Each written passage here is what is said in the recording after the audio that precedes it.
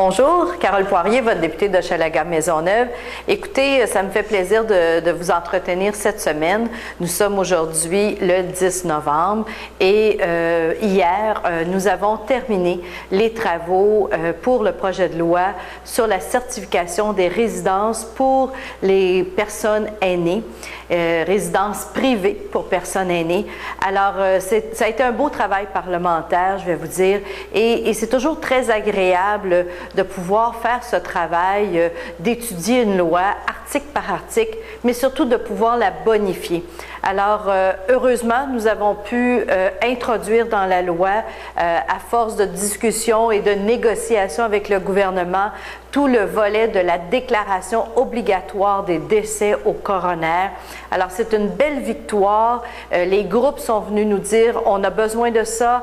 La Commission des droits de la personne, le Barreau du Québec ont réclamé et le gouvernement s'est rendu à nos arguments et nous aurons dorénavant dans notre loi une obligation pour les médecins de déclarer les décès qui sont survenus dans des causes inconnues, douteuses, ou pour lesquelles on se pose la question de ce qui est arrivé avec la personne.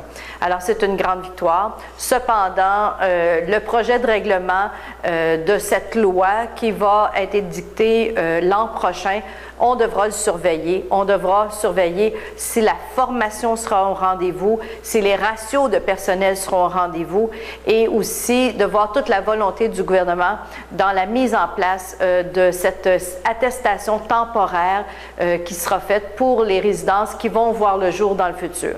Alors moi, je vais vous dire, je suis très satisfaite du travail que l'on a fait en commission parlementaire. Il reste l'adoption finale du projet de loi la semaine prochaine et on sera à la tâche. On sera à la tâche la semaine prochaine aussi sur le projet de loi de la ministre Blais, le projet de loi qui concerne les baux pour les personnes qui doivent quitter leur logement et aller en CHSLD. La ministre avait promis que le 3 mois de pénalité serait aboli. Elle n'a pas été capable de le faire. Elle nous a présenté un projet de loi qui malheureusement ne répond pas du tout à la promesse qu'elle avait faite. Elle devra arriver avec des amendements la semaine prochaine. On attend ces amendements et on va collaborer. Mais nous, ce que l'on veut, c'est que les personnes âgées en aient pour leur argent et surtout pour leur sécurité.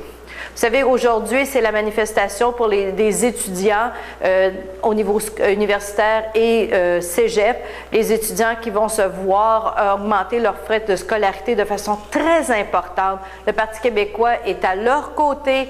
Nous disons aucune augmentation, gel des frais de scolarité. Pour nous, c'est notre position, tant et aussi longtemps qu'on n'aura pas un sommet dans lequel on va s'asseoir ensemble, l'ensemble des partenaires du milieu de l'éducation, pour vraiment réfléchir à quels doivent être les frais de scolarité pour nos jeunes.